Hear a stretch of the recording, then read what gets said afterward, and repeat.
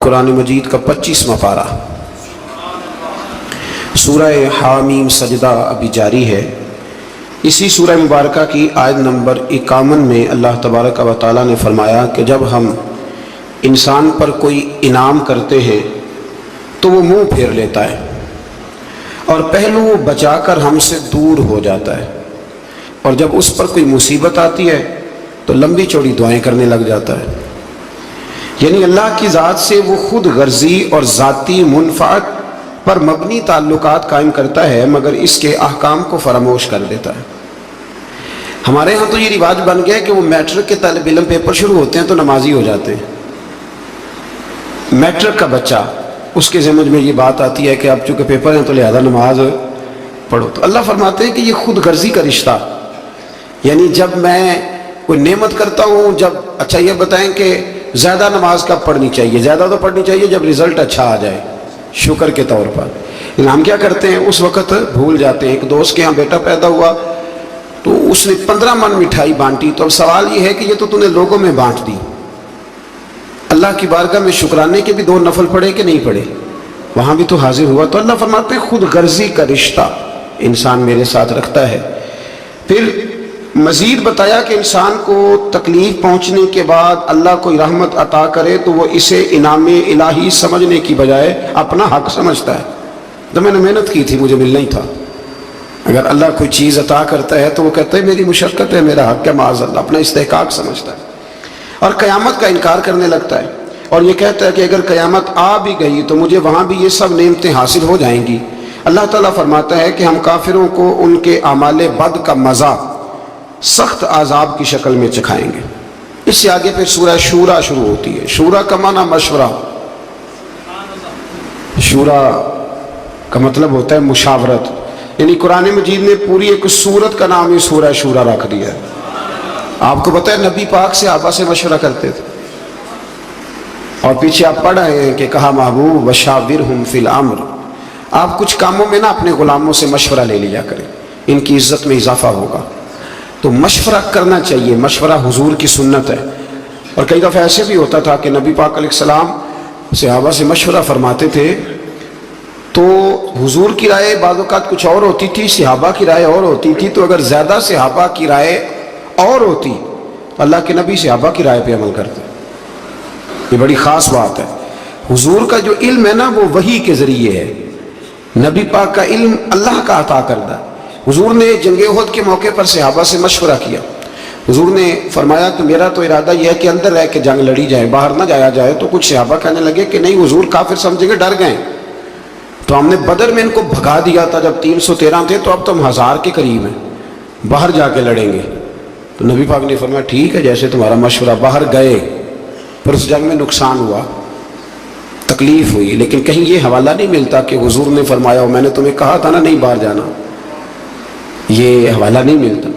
ہمارے ہاں پہلے تو ہم مشورہ لیتے نہیں، اور پھر دوسری بات مشورہ دینے والے کو سمجھنا چاہیے کہ میں مشورہ دے رہا ہوں، حکم نہیں دے رہا۔ مشورہ قبول بھی کیا جا سکتا ہے، رد بھی کیا جا سکتا ہے۔ میں پیچھے آپ کو 22ویں پارے میں بتا آیا ہوں کہ حضرت ابو بکر، عمر، عثمان و علی، طلحہ اور زبیر کے بھی خندق میں مشورے تھے، پر نبی پاک نے بات حضرت سلمان فارسی کی پسند فرمائی تھی۔ تو مشورہ دیں، حکم مشورہ دیا کریں، حکم نہ دیں۔ ٹھیک ہے مشورہ قبول بھی کیا جا سکتا ہے اور اس کو رد بھی کیا جا سکتا ہے۔ اسی سورہ مبارکہ کی آیت نمبر 8 میں بتایا کہ اگر سب لوگوں کو جبری اطاعت اللہ کی مشیت ہوتی تو سب لوگوں کو ایک دین پر کاربند فرما دیتا، لیکن جزا و سزا کا مدار اختیاری اطاعت پر ہے، اور جو اپنے اختیار سے اطاعت کریں گے وہی رحمت کے حقدار ہوں گے۔ فرمایا میں چاہتا تو تمہیں مجبوراً کلمے پڑھا دیتا، مجبور کر دیتا نماز پڑھنے پر، میں نے تمہیں عقل اور شعور دیا ہے، مرضی سے اطاعت کرو گے تو میں تمہارے اوپر رحمتوں کا نزول فرماؤں گا۔ اور ایک بات سمجھ لیں آپ، یہ بات سمجھ لیں آپ کہ مزہ بھی اسی کا ہے کہ انسان اپنی مرضی سے نیکی کرے۔ لوگ کہتے ہیں نا جی مجھے مطلب کوئی گردن سے پکڑ کے نیکی کرائے تو وہ نیکی تو نہ ہوئی، وہ تو آپ اونٹ کی ناک میں بھی نکیل ڈال دے تو وہ بھی پیچھے چلنے لگ جاتا ہے۔ پھر انسان کا اور جانور کا فرق کیا رہا؟ اسی طرح کچھ صاحب کہتے ہیں جی حضرت صاحب کی نظر ہو جائے تو سارے کام، بھائی حضرت صاحب نے رستہ بتانا ہے، اللہ کے رسول سے بڑی کسی کی نظر نہیں تھی، پر حضور بھی رستہ ہی بتاتے تھے۔ حضور نے یوں نظر ڈال کے کوئی اثر کر کے لوگوں کو کلمہ نہیں پڑھایا، حالانکہ میرے محبوب کی نظر کی تو کیا ہی بات ہے۔ ہم لوگ نظر عنایت کا معنی بھی غلط کرتے ہیں۔ نظر عنایت کا یہی معنی ہے کہ جو تجھے کچھ دے رہا ہے نا، وہ تجھے تبلیغ بھی اس طرح کی کرے کہ تیرے دل میں اتار دے، اور پھر تیرے لیے دعا بھی کرے کہ یا اللہ جو میں نے کہا ہے نا اس پر فضل فرما، اسی کو نظر عنایت۔ اب اگر نظر عنایت کا اب یہ ترجمہ کریں کہ مجھے رسیاں ڈال دی جائیں اور نظر اس طرح کی ہو کہ مجھے کھینچ کے مسجد میں پیر صاحب پہنچائیں، تو یہ معنی غلط ہے۔ اللہ فرماتے ہیں میں جبراً اطاعت نہیں کراتا، میں اختیار دیتا ہوں۔ کہتے ہیں نظر کرم کرے میں نمازی بن جاؤں۔ وہ خدا کے بندو، نمازی بننے کے لیے آپ کے پاس دیکھیں نا، آپ ایم اے کر لیں، پی ایچ ڈی کر لیں، ایم فل کر لیں، ایم بی بی ایس کر لیں، پر قیامت کے دن جو نماز کا سوال ہوگا اس کا تو پہلے سے پتہ ہے کہ نہیں؟ ماں باپ کو راضی رکھنا چاہیے، اس کا پہلے سے پتہ ہے کہ نہیں؟ اس کے لیے کسی شخص کا پروفیسر، لیکچرار، عالم، فاضل، انجینئر ہونا ضروری؟ تو اللہ جبراً اطاعت نہیں کراتا، عقل دیتا ہے، عقل کے مطابق چلے۔ آیت نمبر 10 سے اختلاف کی صورت میں اللہ تعالیٰ کی طرف رجوع کرنے کا بیان ہے کہ جب حالات بالکل ہی سمجھ میں نہ آئیں تو پھر رب کی بارگاہ میں عرض کرو کہ یا اللہ ہدایت کا رستہ واضح فرما۔ پھر اللہ کرم فرماتا ہے جو آخرت کی جزا کے طلبگار ہیں ان کے لیے آخرت کی نعمتوں میں اضافہ ہوگا، اور جو صرف دنیا کے طلبگار ہیں ان کا آخرت میں کوئی حصہ نہیں ہوگا۔ ایک بندہ سویرے دکان پہ جاتا ہے تو اس لیے سے جاتا ہے کہ میں نے کھول کے مال کمانا ہے، اس نے دنیا کمائی، اس کا آخرت میں کوئی حصہ نہیں۔ لیکن ایک بندے نے سویرے دکان کھولی کہ میں رزق حلال کماؤں گا، میں لوگوں کے سامنے ہاتھ پھیلانے سے بچوں گا، اور پھر جو کماؤں گا نا اس میں اللہ کے غریب بندوں کی مدد بھی کروں گا۔ تو اب اس دکان کھولنے میں آخرت کا حصہ بھی شامل ہو گیا۔ ہم نے بہت ساری نیتیں، بہت سارے ارادے صرف دنیا داری کے کیے ہوئے، دنیا داری کے۔ میں مذہبی ماحول کا آدمی ہوں تو مجھے محافل پہ جانے کا موقع ملتا ہے، بڑے بڑے شاندار بورڈ لگواتے ہیں لوگ، ان میں تصویریں لگاتے ہیں، تو محفلیں کرانے والے بھی کئی نمازی نہیں۔ میں کئی دفعہ پوچھتا ہوں کہ یار یہ اس کو کیا سمجھتے ہو، مثلا اتنے بڑے خطیب کی تم نے تقریر کرا لی ہے اور تم نماز تک نہیں پڑھتے، تو کوئی رسم تھوڑی ہے۔ اور ایک دو سے تو میں نے اتنا پوچھ لیا کہ بتاؤ ثواب کی بھی نیت ہے کہ نہیں، کہ یا اللہ ہمیں اس کا تو ثواب، یہ بھی نیت ہے کہ نہیں؟ آپ حیران ہوں گے کہ کچھ کی صرف اتنی نیت ہوتی ہے کہ چلو بورڈ پہ فوٹو آنی چاہیے کیونکہ الیکشن ہے، نہیں تو محفل ہی کرا لیتے، فوٹو تو آئے گی نا۔ تو اس سے ارادہ چونکہ دنیا کا کیا تو ملے گی بھی صرف، یاد رکھیں ملے گی بھی صرف۔ اب میں بڑی بات کر رہا ہوں، اگر آپ کی سمجھ میں نہ آئے تو پھر میں کھول کے بتاتا ہوں۔ آپ بہت بڑے درویش کی بارگاہ میں چلے جائیں، ارادہ یہ ہو کہ یہ دعا کرے گا تو میری دکان زیادہ چلے گی، تو دکان ہی چلے گی، دل کوئی نہیں چلے گا، چلے گی دکان۔ تو آپ جتنے مرضی بڑے مولوی کو بلا لیں لیکن آپ کا ارادہ ہی کچھ اور نہیں ہے تو پھر آپ کو ملے گا کیسے؟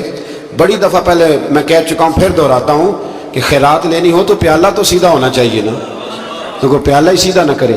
تو دنیا میں جو بھی آپ کام کریں، جو بھی، اس میں صرف دنیا کی نیت نہ کریں، کچھ نہ کچھ ارادہ آخرت کا بھی کچھ نہ کچھ ارادہ کر لیں، مہربانی کریں۔ میں کبھی کبھی پیار کرتا ہوں، مجھے محبت ہے نعت خانوں سے، مجھے محبت ہے واعظین سے، مجھے محبت ہے قاریوں سے، پر ایک دو نعت خواں، آپ سمجھ ہی گئے ہوں گے میں کن نعت خانوں کی بات کر رہا ہوں۔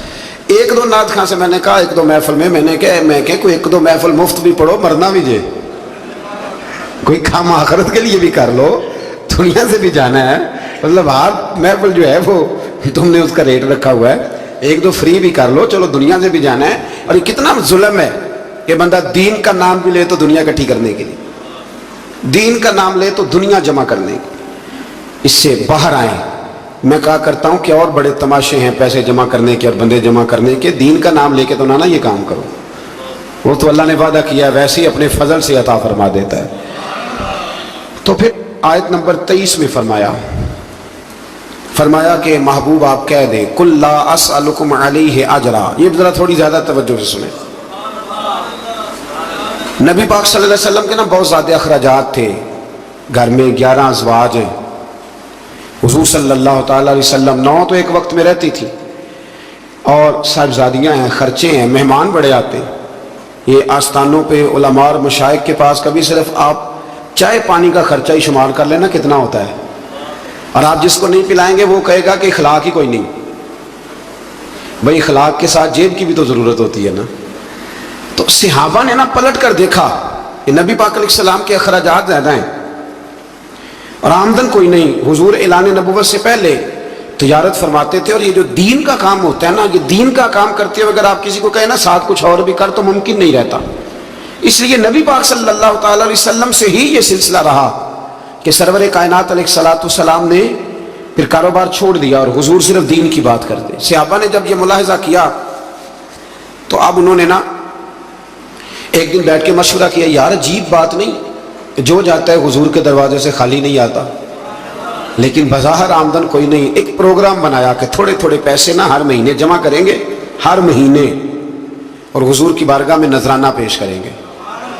سب نے پیسے جمع کیے اور ڈیوٹی لگائی حضرت عباس کی, جو نبی پاک کے چچا ہے, کہ یہ حضور کی بارگاہ میں عرض کریں کہ یا رسول اللہ یہ ہم کچھ دے تو نہیں سکتے جو آپ نے تبلیغ کی ہے, پر چلو یہ تھوڑا سا نذرانہ ہے.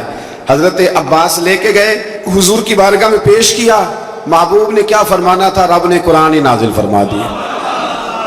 فرمایا محبوب کل لا اسألکم علیہ اجرا الا المودۃ فی القربى, ان سے فرما دو کہ طائف میں پتھر کھانے سے لے کر احد میں دانت شہید کرانے تک میں نے تمہارے لیے بڑی محنت کی ہے, پر میں تم سے کوئی اجر نہیں مانگتا. ہاں اگر کچھ دینا ہی ہے نا تو میرے قریبیوں سے پیار کرتے رہنا, میری فاطمہ سے پیار کرنا, میرے علی سے پیار کرنا, عائشہ ختیجہ حفصہ اور سودا سے پیار کرنا, حسن سے پیار کرنا, حسین سے پیار کرنا, ان سے پیار کرنا. اور پھر صحابہ نے محبت کر کے دکھائی, انہوں نے پھر اس آیت پر عمل کر کے دکھایا. جب صحابہ میں وظیفے بانٹ رہے تھے نا حضرت عمر کے زمانے میں, تو سب کو 25-25 ہزار دینار ملے. حضرت عمر کے صاحبزادے عبداللہ ابن عمر بدر میں بھی شریک تھے, احد میں بھی شریک تھے, خندق میں بھی انہیں 25 ہزار ملا. حسن حسین کی باری آئی تو عمر نے 50-50 ہزار دینار دیا. حضرت عمر کے بیٹے نے گھر جا کے اماں سے شکایت کی کہ اماں میں تو نبی پاک کے زمانے میں جہاد کرتا تھا تو حسن اور حسین تو بچے تھے, تو آج وظیفے دینے کی باری آئی ہے تو ابا نے ان کو زیادہ دیا, مجھے کم دیا, تو میری تو ضرورت نہیں, تو آپ بات کریں. تو اماں نے بھی بڑے طریقے سے لکھ کے حضرت عمر سے بات کی, چونکہ ڈائریکٹ تو شیر کے قریب جاتے کوئی نہیں نا, آپ کو پتا ہے. بڑے طریقے سے نا دائیں بائیں ہو کے بڑے سلیقے سے کہا, بچہ یہ بات کہہ رہا تھا. تو حضرت عمر کہنے لگے چل پتر کے پاس چلتے. جا کے بیٹے کو کھڑا کر کے بتایا, کہنے لگے پتر اٹھ ذرا, کیا کہا تو نے حسن حسین کو زیادہ کیوں دیا؟ فرمایا بتا تیری نانی کا نام بھی ختیجہ ہے, بتا تیری اماں کا نام بھی فاطمہ ہے, تیرے باپ کا نام علی ہے, کیا تیرے نانا کا نام بھی محمد مصطفیٰ ہے؟ فرمایا پتر میں نے باقیوں کو خدمت دیکھ کے دیا ہے, حسن اور حسین کو نسبت دیکھ کے دیا ہے. دین میں محبت اہل بیت کا بڑا ہی درجہ ہے. میں نے رمضان کے پہلے جمعے میں کہا تھا, وہ ہمارے ہاں نا بڑی مشکل ہے, کوئی ادھر سے نکل آتی ہے آواز, کوئی ادھر سے نکل آتی ہے. میں نے پہلے جمعے کہا تھا تو مجھے کچھ لوگوں نے کہا کہ جناب آپ نے فکرے جانچ تول کے کہے ہیں. میں نے کہا کہ میری کوشش ہوتی ہے, میں تو روٹین میں بھی بات سوچ سمجھ کے کرتا ہوں, روٹین میں بھی. تو پھر بیان کرتے وقت کیسے یہ ہو سکتا ہے؟ میں نے کہا میں آج بھی کہتا ہوں کہ 5 نمازیں پابندی سے پڑھے, اور جب سے بالغ ہوا ہے تب سے پڑھے, ہر سال حج کرے, ہر سال رمضان کے روزے رکھے, صبح سے شام تک خیرات کرے, اور اگر مصطفیٰ کریم کے اہل بیت سے پیار نہیں نہ کرے گا تو بے ایمان کا بے ایمان مرے گا. ہاں یہ پکی بات ہے, کوئی گنجائش نہیں, کوئی دو رائے نہیں. اس لیے کہ رسول اللہ کے گھر والوں کی محبت ایمان ہے. او بھائی میں آپ کو کیا بتاؤں, گھر والوں کی محبت یہ ایمان ہے. میں اپنے ایک بزرگوں کو نا, چلے بات آتی ہے تو کر دیتا ہوں, تو میں عید دینے گیا, ہوتے ہیں نا ہمارے رسم ہوتی ہے استادوں کو مشائخ کو نذرانہ, ہم نے کیا عید دینی. ابھی میں گیا ایک گھر میں, تو میں اپنے بیٹے کو ساتھ لے گیا, بڑے کو. مجھے وہ کہنے لگے کہ عید بیٹے کو کیسے لایا؟ میں کہ حضرت صاحب انہوں دسنا ہے بھی اتنے آدھیاں رہنا ہے. تو اپنی نسلوں کو بتاتے ہیں کہ ہمارا محسن کون ہے, تو نسلوں کو بتاتے ہیں. تو یہ یاد رکھیں کہ یہ کیا بات ہوئی کہ آپ کہیں کہ جی ٹھیک ہے جی یہ بھی ٹھیک ہے تو وہ بھی ٹھیک ہے. نہیں, ٹھیک یہی ہے کہ جس کا رسول اللہ کی اولاد سے پیار ہے اس کا ایمان مضبوط ہے. یہی سبق حضرت ابو بکر صدیق نے پڑھایا ہے, یہی سیدنا فاروق اعظم کا درس ہے. ایسے ہی عثمان غنی اتنے بڑے مالدار ہو کے رسول اللہ کے اہل بیت کے گھر میں جھاڑو دیا کرتے تھے, حضور کے سین میں جھاڑو دیتے تھے عثمان غنی. یہ ہمیں صحابہ نے سکھایا ہے کہ رسول اللہ کی اہل بیت کا پیار. اور یہ جو نذرانہ ہے نا, نذرانہ, اس کو بھی لوگ بہت بڑا جرم سمجھتے ہیں, بڑا جرم. اور میں نے کل دیکھا جی آپ حضرت صاحب کو نذرانہ دے رہے تھے, تو صحابہ اگر نبی پاک کو نذرانہ دیں اور حضور قبول کر لیں تو کہتے ہیں کامل پیر وہ ہوتا ہے جو روٹی بھی نہ کھائے, کپڑے بھی نہ پہنے. سید ابو البرکات شاہ صاحب تھے لاہور میں, ان کے پاس گجرات کے یا کسی شہر کے کچھ لوگ گئے, کہنے لگے سب کوئی عالم دین دے جمعہ پڑھانا کے لیے. تو حضرت صاحب نے فرمایا کس طرح کا ہو؟ کہنے لگے اگر اچھا پڑھا لکھا ہو تو کیا ہی بات ہے, مسئلہ بھی بتائے تو کیا ہی بات ہے, اور اگر ممبر پہ بیٹھے سونا لگے تو پھر تو اور ہی کیا ہی بات ہے. تو حضرت صاحب اگر قرآن مجید بھی وہی سنائے نا تراویحوں میں تو پھر اس پہ بھی سونے کا سواگا ہے. فرمانے لگے چلو بندوبست کر لیتے ہیں, دو گے کیا؟ مانا خدمت کیا کرو گے؟ تو کہنے لگے جی خدمت تو ہم نہیں کر سکتے, غریب لوگ ہیں. تو حضرت صاحب فرمانے لگے پھر میں تمہیں ایک عالم کا پتہ بتاتا ہوں, سونا بھی بڑا ہے, قرآن بھی بڑا اسے آتا ہے, باتیں ساری, اور کھاتا پیتا بھی کچھ نہیں. کہا وہ کون؟ کہنے لگے جبریل امین کو لے جاؤ, روٹی تو نہ کھائے گا, بس وہ فرشتہ ہے کھاتا پیتا, اس کو لے جاؤ. عجیب فلسفہ ہے نا جی. اور خدا کے بندو صحیح بخاری کی حدیث ہے, صحیح بخاری. نبی پاک نے حضرت عمر کو کچھ دیا تو عرض کی حضور مجھے ضرورت نہیں, تو نبی پاک نے فرمایا جو بن مانگے مل جائے نا وہ اللہ کی طرف سے ہوتا ہے, اسے رکھ لے. تو جب آپ کسی عالم کو, کسی صوفی کو, کسی کو دیتے ہیں تو اس کو سمجھ لیں میں کوئی ماحول نہیں بنا رہا اللہ کے فضل سے, میں کوئی ماحول, یہ باتیں کرتے ہوئے ڈر بھی بڑا لگتا ہے نا, لوگ جدھر مرضی بات کو لے جاتے ہیں, میں کوئی ماحول نہیں بنا رہا. اور اللہ کے فضل سے وہ جو میرے پیر بھائی ہیں نا, یہ جو ہوتے ہیں نا مرید اور شاگرد, ان کا درجہ اولاد کا ہوتا ہے. تو بچے سے تو بندہ حکمن بھی لے سکتا ہے نا, لیکن الحمدللہ تعالیٰ میرے پیر بھائی آپ کو ایسی کوئی بات نہیں کبھی بتائیں گے, اللہ کے فضل سے نہیں بتائیں گے. اس نے یہ مزاج نہیں دیا, اس نے یہ طبیعت نہیں دی, اس نے یہ رنگ نہیں دیا, یہ ذوق نہیں ہے ہمارا, ہمیں سکھایا نہیں گیا. تو ایسی کوئی بات نہیں, کوئی ماحول بنانا نہ سمجھے, اس کو کوئی بندہ ماحول بنانا نہ سمجھے, لیکن جو بات درست ہے وہ درست ہے. علماء کی, مشائخ کی, بزرگوں کی, جہاں جہاں آپ ہیں آپ وہاں ان کی خدمت کرنے کی کوشش کریں.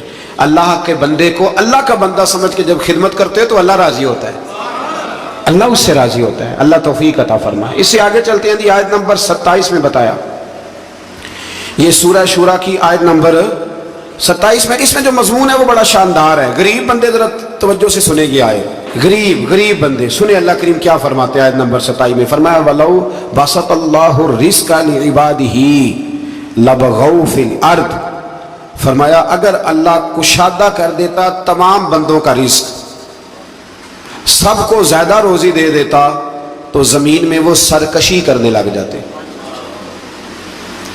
اللہ تعالیٰ فرماتا ہے کہ وہ اندازے کے مطابق دیتا ہے, جس کو جتنا چاہتا ہے عطا کر دیتا ہے. تو اگر اللہ, یاد رکھیں بہت سارے لوگ ہیں اگر ان کے پاس پیسہ آ جاتا وہ بغاوت کرتے. پیسہ ہمیشہ اچھا نہیں ہوتا, اس کو اللہ کا فضل بھی کہا گیا ہے. تو آپ اس بات پہ راضی رہے, جتنے پیسے ہمارے لیے اچھے تھے اللہ نے اتنے ہمیں دے دیے, اور جو ہمارے لیے ٹھیک نہیں تھے وہ رب نے ہمیں نہیں دیے, یہ یاد رکھ لیں. پھر اللہ تبارک و تعالیٰ نے آیت نمبر 33 میں فرمایا کہ سمندروں میں رواں دواں پہاڑوں کی مانند جہازوں کو ہم نے بنایا ہے, انہیں دیکھو گے تو تم انہیں ہماری نشانیاں پاؤ گے. اور وہ اپنے رب پر ہی توکل کرتے ہیں اور کبیرہ گناہوں سے اور بے حیائی کے کاموں سے بچتے اور غصے کے وقت معاف کرتے.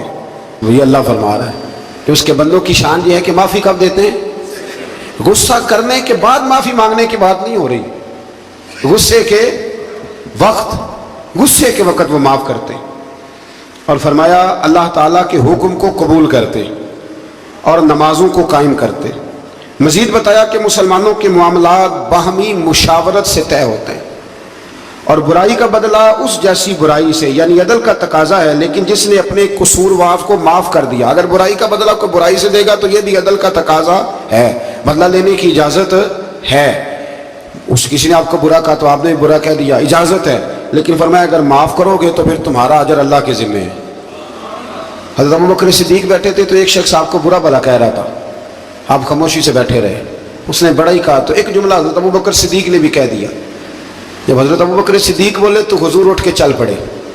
حضرت صدیق ایک بار پیچھے دوڑے, یا رسول اللہ جب تک وہ بول رہا تھا آپ بیٹھے رہے, جب میں نے بات کی تو آپ چل دیے. تو فرمایا ابوبکر جب تک وہ بول رہا تھا نا تو اللہ نے تیرے سرانے فرشتہ کھڑا کیا ہوا تھا جو تیری طرف سے جواب دے رہا تھا, اور جب تو خود بولا ہے نا جواب میں, جب تو خود بولا ہے تو فرشتہ اٹھ کے چلا گیا تو میں بھی آ گیا ہوں.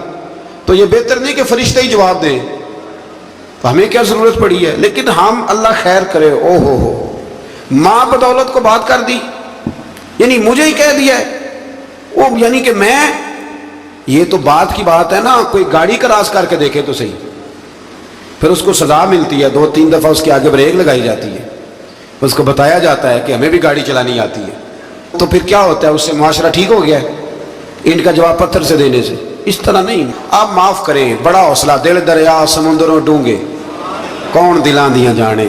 कुछ बातें ना दिल पे लिखी जाती हैं। पहली दफा मैंने ट्रक के पीछे लिखा हुआ देखा था, तू लंघ जा साड़ी खैर है। ये बहुत बड़ा फिक्र है, ये हंसने वाली बात ही, बहुत साड़ी क्या मतलब, ट्रक वाला आहिस्ता चलता है तो मंजिल पे नहीं पहुंचता, पहुंचते है कि नहीं? ऐसे भी हैं जो कराची से चलते हैं और पिंडी आते हैं, पहुंचते कि नहीं पहुंचते? लेकिन तू लंघ जा, साड़ी खैर है, तू जा ना तो हम देख लेंगे। शादियों के मौके पे खाना खुलता है, अब तो मैं शादियों पे जाता नहीं, बैंड बाजे की वजह से छोड़ गया हूँ। तो कभी बुजुर्ग हुक्म देते थे घर वाले, तो मैं जाया करता था किसी मौके पे, तो मैं बैठा रहता था। वो खाना आपको पता है ना, खाना शादी पे लोग आखिरी खाना समझ के खाते हैं, और बड़े बड़े मुअज्जब लोग, नाराज ना होइएगा, बड़े बड़े सियाने लोग, यानी वो भी खाना खा रहे होते हैं, कई दफ़ा उनके कपड़े भी खाना खा रहे होते हैं। और कोई कान में ये भी बता देता है कि जितनी बोटियां सारी डाल लो, पता नहीं प्लेट दोबारा आएगी कि नहीं आएगी। ये और बड़े बड़े वो लोग जो रोज शाम को गोश्त खाते हैं, उन लोगों की बात कर रहा हूँ। तो मैं कई दफा बैठा रहता टेबल पे, तो कई सियाने बंदे मिलते, कहते बैठिया नहीं गल बनती, हाँ मौलवी साहब बैठिया नहीं गल बनती। तो मेरा दिल करता उन्हें बताने को, जब मेरे सामने लोग 4-4 किस्म के खाने ला के रखते हो, तो मैं कहता नहीं बात बन जाती है, और बैठे रहने से, सब्र करने से ही बात बनती है। वो जो कोशिश है वो और चीज़ है, और ये कोशिश नहीं, ये मामला। और आप थोड़ा सा इंतजार करें। मेरे अब्बा जी एक बात कहा करते थे, कहते थे बेटे जब मैं किसी की बेटी की शादी में जाता हूँ तो मेरी कोशिश होती है मैं खाना ना खाऊं, देख लूँ लोग रोटी खा लेना तो फिर। और बड़ी बात मुझे नक्श रह जाती है अपने बुजुर्गों की, वो फरमाया करते थे कि बेटी की शादी में एक प्लेट कम पड़ जाए ना, तो बच्ची जब तक जिंदा रहती है उसे ताने मिलते हैं, लोग माफ़ी नहीं ना देते। तो फरमाया करते थे कि कोशिश करो किसी की बेटी की शादी में जाओ तो खाना ना, कोशिश करो एंड पे खाओ, बारात वाले चले जाएं, फारग हो जाएं, फिर खाना खाओ। मतलब रोटी तो बंदा रोज ही खाता है, पर इज्जत तो रोज ही ना मिलती। ये सियाने लोगों की बातें थी। कोशिश कीजिएगा इस पे अमल हो जाए, कोशिश कीजिएगा इस पर अमल हो जाए। वो ना सारी जिंदगी की बाप की कमाई बेटी की बारात पे लगी हुई होती है, सारी जिंदगी की। और अगर कभी बेटी की माँ को और बाप को देखो तो वो पिंडाल में पागलों की तरह फिर रहे होते हैं, या अल्लाह रोटी ना कम पड़ जाए, रोटी। और बड़ी मुसीबत बनी होती है। वो पुल सिरात का टाइम होता है, अगर मैं कह दूं तो गलत ना होगा, वो पुल सिरात का टाइम होगा। मैंने शादियाँ करके देखी हैं बच्चियों की, मुझे अंदाज़ा है ये कितना कठिन मरहला है। लेकिन हम तो 2 मिनट को प्लेट बजा के वापस आ जाते, हमें क्या पता कि किसी का किस तरह से वो माहौल ख़राब होता है। अल्लाह समझने की तौफीक अता करे। अच्छा जी, फिर आगे सूरह ज़ुख़रफ़ शुरू हो रही है जी। इसके अंदर अल्लाह तबारक व तआला ने आयत नंबर 11 में नुज़ूल बारिश के ज़रिए मुर्दा ज़मीन को ज़िंदगी देने से हयात बादल मौत का इस्बात किया गया है। यानी अगर ज़मीन बंजर होती है तो उस पर आप हल चला लें, बीज डाल दें, पानी डाल दें तो वो ज़िंदा हो जाती है, तो अल्लाह भी मरने के बाद लोगों को ज़िंदा फरमा लेगा। फिर आयत नंबर 12 से 14 में तमाम चीज़ों के जोड़े बनाने, कश्तियों और चौपाइयों पर सवार होने और सवारी के वक़्त ये दुआ पढ़ने का बयान है, सुबहानल्लज़ी सख्खर लना हाज़ा वमा कुन्ना लहू मुक़रिनीन व इन्ना इला रब्बिना लमुनक़लिबून। पाक है वो ज़ात जिसने इस सवारी को हमारी कुदरत में कर दिया और हम खुद इस पर कादिर होने वाले नहीं थे, और बेशक हम अपने रब ही की तरफ लौटने वाले हैं। आयत नंबर 31 में कुफारे मक्का का ये मुतालबा बयान हुआ है कि वो कहा करते थे कि ये कुरान 2 बस्तियों यानी मक्का और ताइफ के किसी बड़े आदमी पे क्यों नाजिल नहीं हुआ, कभी किसी अमीर आदमी पे नाजिल हो जाता, ये नबी पाक सल्लल्लाहु अलैहि वसल्लम पे नाजिल हो गया, हुजूर तो बज़ाहिर गरीब हैं। तो वो ये मुतालबा करते। अभी भी लोग कहते हैं कि ये मौलवियों की टीम तो गरीबों की जमात है। ये मतलब देखे ना, ये लोग इनकलाब बर्पा करेंगे। और बहुत सारे लोग मुल्की हालात पर मौलवी साहब का बात करना पसंद नहीं करते, यानी वो समझते हैं कि ये कौमी सतह की बात है तो मसीत का मौलवी बात करे। हालांकि कुरान और सुन्नत में जो अल्लाह ने निज़ाम मुस्तफ़ा सल्लल्लाहु अलैहि वसल्लम के तौर तरीके बतलाए हैं वो सबसे बेहतरीन तदबीर है, और तदबीर का तर्जुमा ही सियासत है। تو مکے والوں کا یہ اعتراض تھا کہ اللہ تعالیٰ کسی مالدار آدمی پہ معاذ اللہ نازل کرتا. وہ اکثر کہتے تھے کہ ولید بن مغیرہ پر یا ابو مسعود سقفی پر نازل ہو جاتا معاذ اللہ. تو رب کیا فرماتا ہے؟ اللہ نے فرمایا کہ آپ کے رب کی رحمت کو یہ تقسیم کرتے ہیں، یعنی یہ فیصلہ تو اللہ تعالیٰ نے کرنا ہے کہ منصب نبوت کس کو عطا کیا جائے گا. ہم نے ان کی دنیاوی زندگی میں ان کی معیشت کے وسائل کو تقسیم کیا ہے، اور ہم نے معاشی اعتبار سے بعض کو بعض پر کئی درجے فضیلت دی ہے تاکہ وہ ایک دوسرے سے خدمت لیں، تاکہ ایک دوسرے سے خدمت لیں. لیکن نا غریب کسی اور رنگ میں خدمت کر دیتا ہے تو امیر کسی، یہ تو اللہ تعالیٰ نے درجات بنائے ہیں تھوڑے بہت تاکہ انسان کا انسان سے تعلق قائم رہے. اور آپ کے رب کی رحمت اس مال سے بہت بہتر ہے جس کو یہ جمع کر رہے ہیں. دنیا کی زندگی کی بے وقعتی کو بیان کرتے ہوئے فرمایا اگر لوگوں کے کفر میں مبتلا ہونے کا اندیشہ نہ ہوتا تو ہم ان کے لیے گھروں کی چھتیں، سیڑھیاں، دروازے اور مسندیں چاندی کی بنا دیتے. لیکن لوگوں کو اتنا زیادہ مال دے دیا جائے تو ڈر ہے کفر میں مبتلا ہو جائے. یاد رکھنا، سونے کی بھی بنا دیتے. یہ سب دنیا کا سامان زیست ہے، اور آپ کے رب کے پاس آخرت کی نعمتیں صرف متقین کے لیے. مزید فرمایا جو رحمان کی یاد سے غافل ہو کر اندھا ہو جاتا ہے اس پر ہم شیطان مسلط کر دیتے ہیں تو وہی اس کا ساتھی ہوتا ہے. جب آپ اللہ کی یاد سے نکل آتے ہیں تو پھر شیطان کے قبضے میں آ جاتے ہیں، پھر وہ جیسے چاہتا ہے. لوگ کہتے ہیں جی بات ٹھیک ہے مجھے نہیں سمجھ آتی، تو حالانکہ انہیں سزا ملی ہوئی ہوتی ہے، اس لیے کسی بات کی انہیں سمجھ. آیت نمبر 67 سے بتایا کہ دنیا میں جو منکرین کی ایک دوسرے کی دوستی کا دم بھرتے ہیں نا، یہ منکرین قیامت ایک دوسرے کی دوستی کا، وہ ایک دوسرے کے دشمن بن جائیں گے.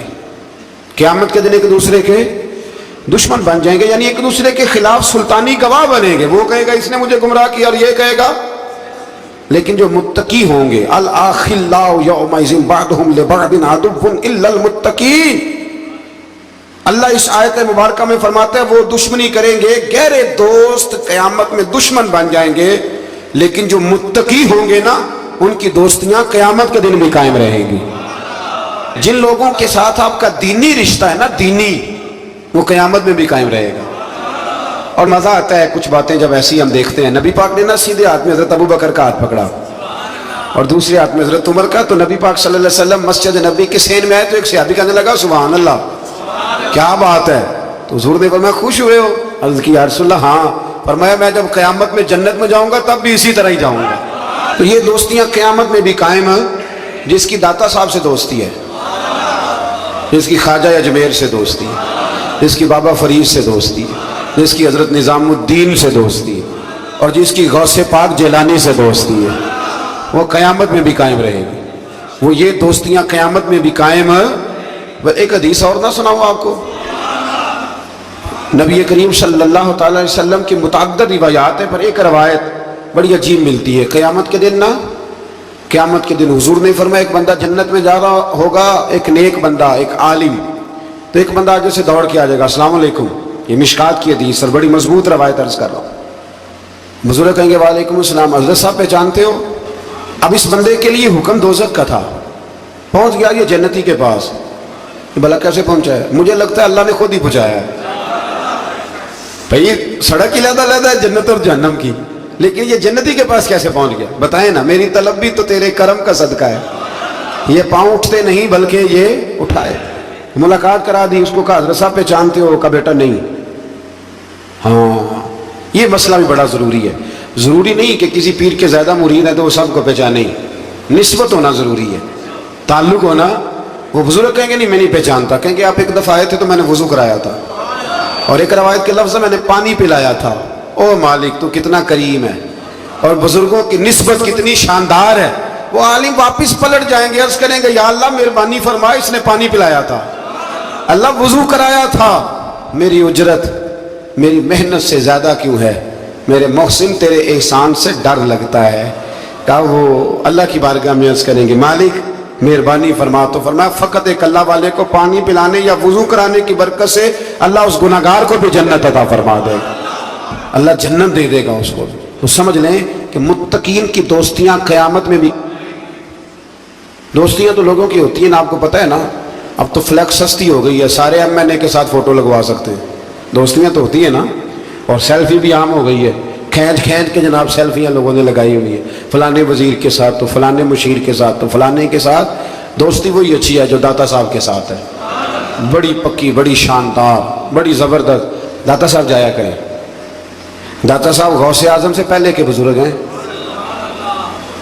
غوث پاک سے پہلے کے بزرگ ہیں۔ اور خواجہ اجمیر خاندان چشت دنیا میں پھیلا ہے، پر خواجہ اجمیر کہا کرتے تھے کہ میں نے یہاں سے بڑا کچھ پایا ہے، گنج بخش فیض عالم، مظہر نور خدا، نا سارا پیر کامل، اور کامل آ رہا